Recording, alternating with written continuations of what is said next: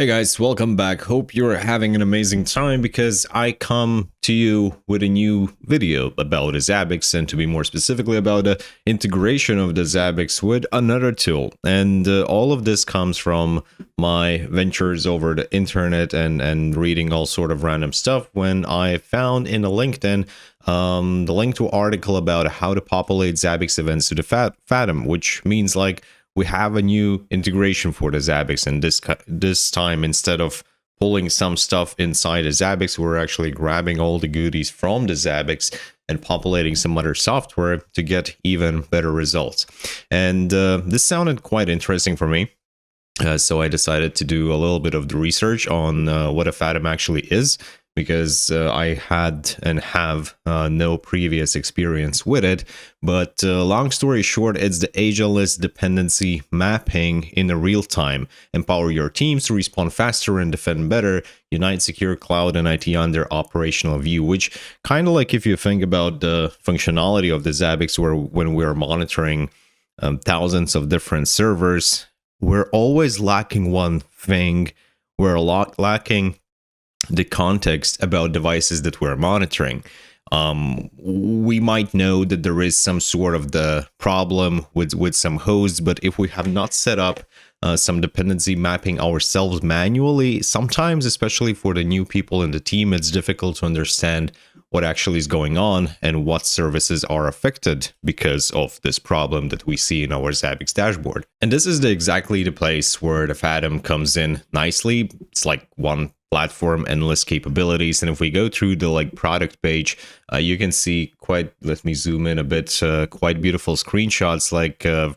Functionality wise, you get the data center security posture management with a Faddom. So we have Faddom score details, software issues, SSL certificates. We have AI powered SecOps and IT ops, discovery and documentation. Well, this part is exactly which I think has a great synergy together with the Zabbix. I played around with it. I'm going to show you in a moment, but basically you just add your data sources that you want to include to the Faddom. It is much more friendly and easy and beautiful if you just plug in some of your cloud providers like AWS, Azure, GCP, Oracle Cloud, or even Kubernetes cluster. I don't have anything like this large scale in my home, so I was basically just trying to discover my virtual machines and some physical servers at the home. And the magic is that once you set this up as a data sources, all of the discovery basically happens automatically. Like, if we talk about a Zabbix, you need to go to the maps, you need to create some elements, show that this host is connected to server A, and server A is powered through the router B, and so on and so on. And you need to do that all manually, but Faddom does that automatically. Change management, data center migration, resource and cost optimization, compliance and IT audit. There's also a lot of use cases that you can find from the industry, like financial services, healthcare, public services, education, all the reasons why ADM is good. And important to mention, pricing wise, there are few plans. I'm running right now on a free tier, and the free tier is like an up to 50 servers. So good enough, at least for my home lab setup. If you're running some small and medium business, it's going to cost you like this. Enterprise, Bucademo, custom pricing, and so on. Available also in the cloud marketplaces like AWS Marketplace, Azure, and GCP. And here is an example of discovery and documentation with a Faddom, like you can see in the screenshot. So basically all of these elements are discovered automatically. None of this mapping has to be done manually. You just fill in the data sources, stuff gets discovered, their relation with each other is discovered, and therefore we have full visibility of what's happening in our environment, so that if some new employee comes into work and let's say we have some switch that we need to replace, the big one which just sits in our rack, you don't need to actually turn it off and then listen where the people are going to start screaming to understand what is affecting this switch. You can see all of that in just dependency map. And here we have my actual Faddom desktop console, which I've installed on my Windows, and I'm just discovering some few things that I have on my network right now. So there's a little subnet discovery located. I configured to collect the data from one of the servers that I have, so I can immediately see all sort of software that I have. If there would be some vulnerabilities, that would also be detected. Operating system, so as we can see, like what I have right now is Alma Linux 9.4, which is not LTS version. Maps also, there we go, select the map, 192.168 subnet. This is the full dependency tracking, and we can double click and go deeper on everything that we have found here. And if we talk about external, there we go. But the main topic of this video, like how to actually integrate all this, how to integrate Faddom with the Zabbix, and that's exactly what we're gonna do right now. And first thing first, to configure this integration with the Zabbix, we're going to need API tokens, and we're going to need them both from the Faddom and from the Zabbix as well. So let's start with the Faddom. To create API token, we need to go to the settings. So here in the right upper corner, then we need to go to the access control, API access tokens, and create a new token. Call it, I'm going to call it Zabbix. Role, I will give it administrator. I'm not going to go in any granular permissions right now for the sake of the demo. Create token, and there we go. We have it created. So I'm just going to copy paste it.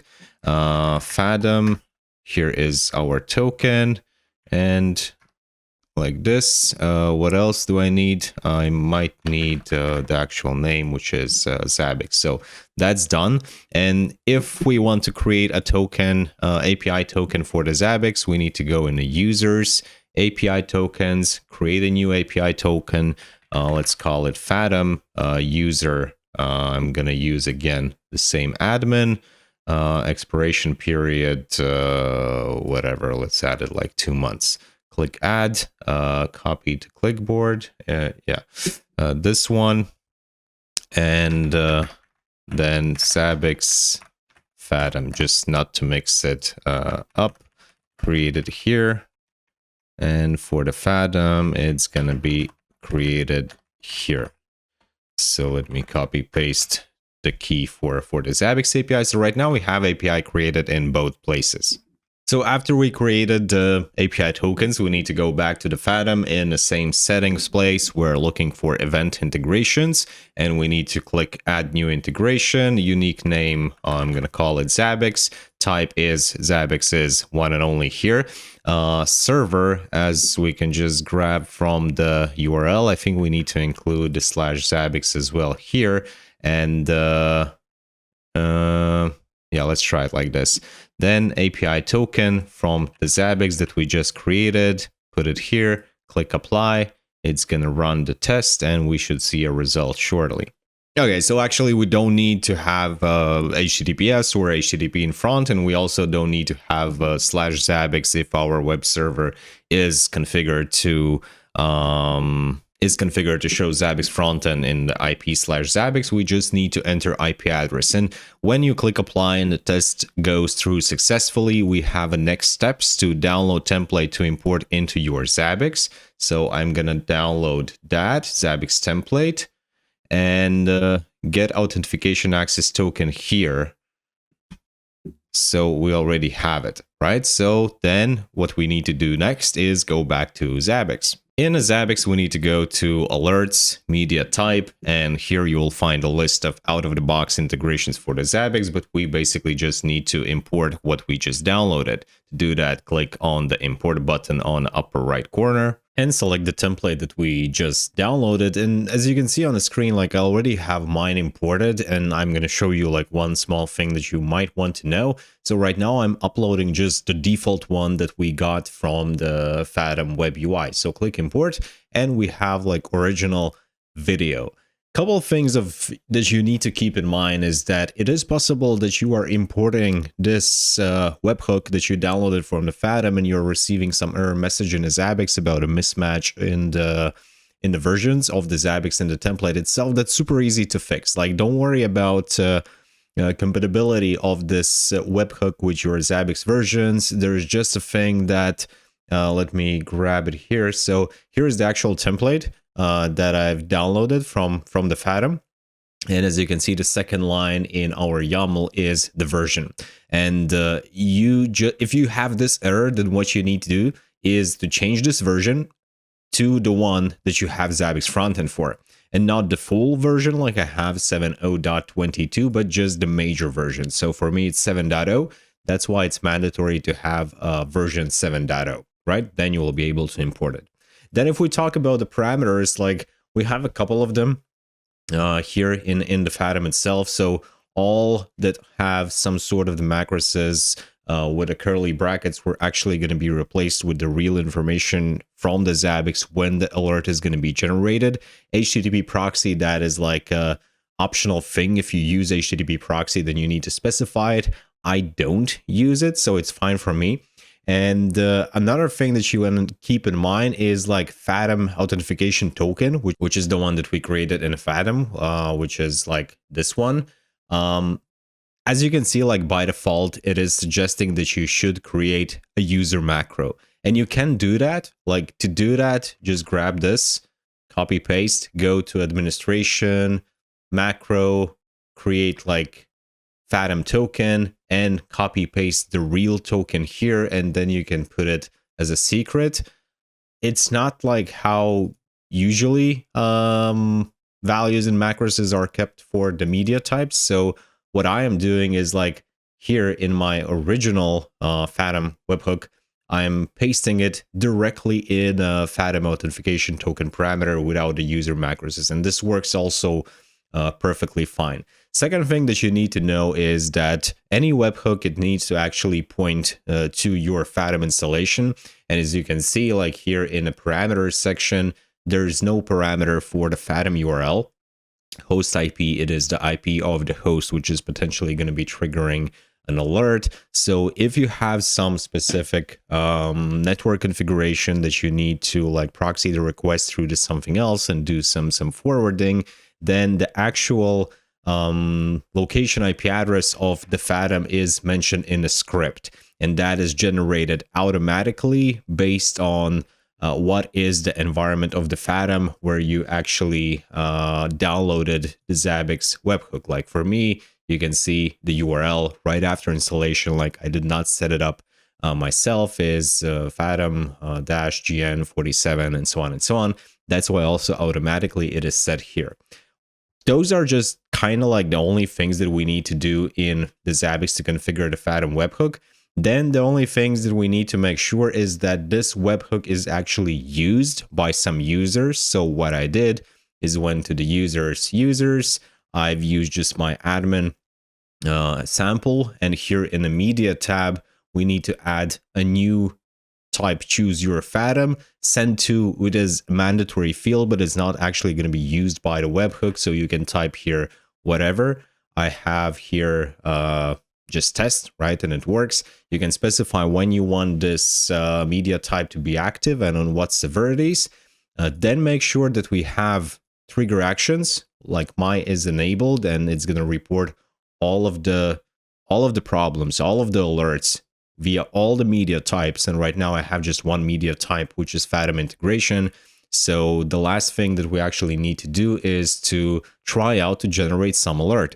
And for that, just for the sake of tutorial, I'm going to use ZABBIX sender.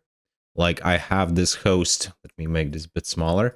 I have this host alert, which has one item alert trap with a key alert, and it has a trigger Faddom example alert, which right now is in a problem state. And basically when the last received value equals 1, it generates a problem. So how we can trigger this example is, here, ZABBIX sender -z IP address of my ZABBIX server -s host name, just like we have in the front end alert, -key, key for my item is also alert, and -o is going to be the value.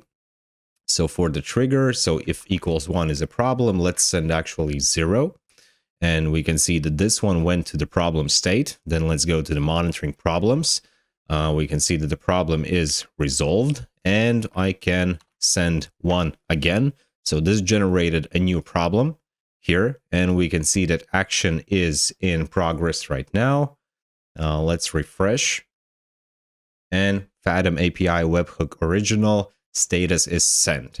So right now, if we go back to the Faddom, and if I will refresh my map, I will see here like a red dot, which means that there is something happening. And if I will double click, it will expand, and I see that, okay, I have a desktop here, which is providing all of these services and connected to all of these other hosts. And if I'll double click here, I can go to the operational events, and here is my Faddom example alert sent from alert trap, and the current value is 1. So therefore, when we are monitoring and discovering the full environment in the Faddom, like all of the alerts that are coming in from the Zabbix, instead of seeing that, hey, this is just some sort of random problem or Faddom example alert on the host alert, which doesn't give us the context of like what this host actually is, what it does, what it will do, and how big this problem is, how big is the impact in our environment. Here, it's much easier to understand on how big is the impact. So we can evaluate all of the stuff, remedy the issue, click close the problem, and there we go. It is gone.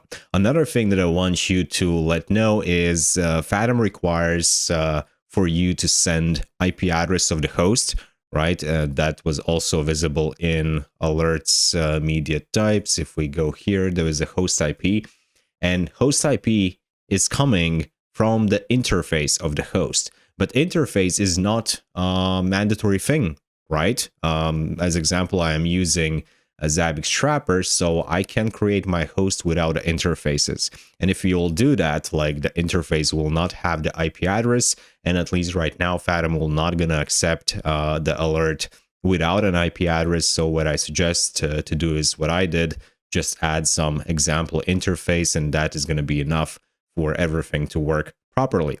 So that was about it on the setup. If you have guys any questions on how to set it up in your lab to test it out, just let me know in the comments. We'll be happy to help you. Other than that, thank you for watching, and we'll see you in the next videos.